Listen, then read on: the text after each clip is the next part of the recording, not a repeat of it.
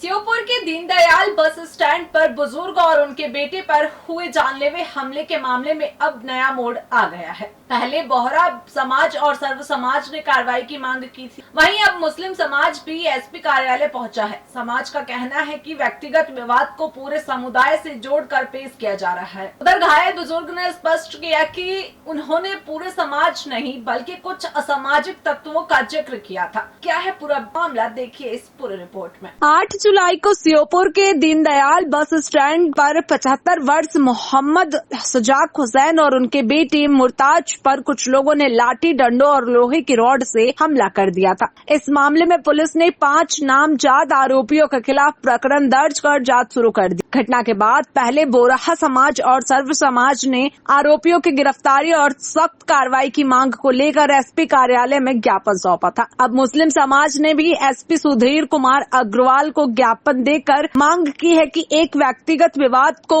पूरे मुस्लिम समाज से जोड़कर आपत्तिजनक टिप्पणियां न की जाए। वहीं घायल मोहम्मद सजाक हुसैन का कहना है कि उन्होंने पूरे मुस्लिम समाज के खिलाफ कोई टिप्पणी नहीं की थी। उनका दावा है कि उन्होंने केवल बालापुरा कॉलोनी के कुछ असामाजिक तत्वों का जिक्र किया था। फिलहाल दोनों पक्ष अपने अपने दावों पर कायम है। मामले की सच्चाई पुलिस और जांच उपलब्ध साक्ष्यों के आधार पर ही स्पष्ट होगी। पुलिस का कहना है कि तथ्यों के आधार पर निष्पक्ष कार्रवाई की जाएगी।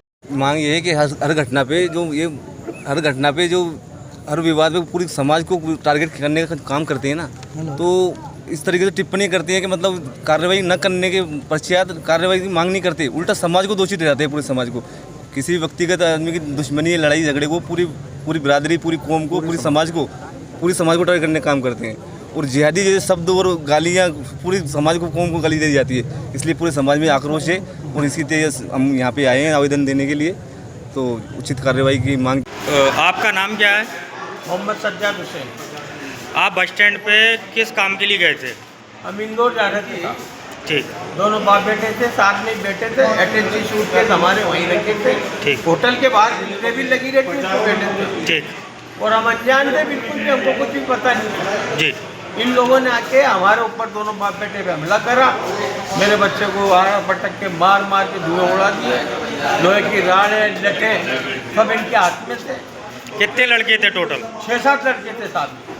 कोई पुरानी रंजिश थी आपकी? मेरी और उसकी कोई रंजिश ही नहीं था, कोई रंजिश नहीं है हमारी, कोई लड़ाई। मांगे के सज्जाद नाम के व्यक्ति ने हमारे समाज पर जो बस स्टैंड के अंदर घटना हुई, पहले तो उनने हमारे बच्चे को, जो उनके यहाँ काम करता था, उसका बाप 15 साल से वहाँ काम करता है, तो उन्हीं का नियम फॉलो करवाया उनने।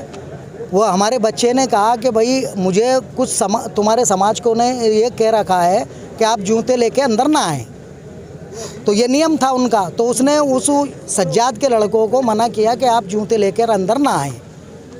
तो इसी में उसने मना किया, तो उस सज्जाद के लड़के ने उसको टिफ़िन वगैरह से पीटा। उसने एसपी साहब को भी आवेदन दिया और थाने में भी आवेदन दिया। उसके बाद भी कार्रवाई नहीं हुई। इसके उपरांत एक घटना हुई बस स्टैंड के अंदर।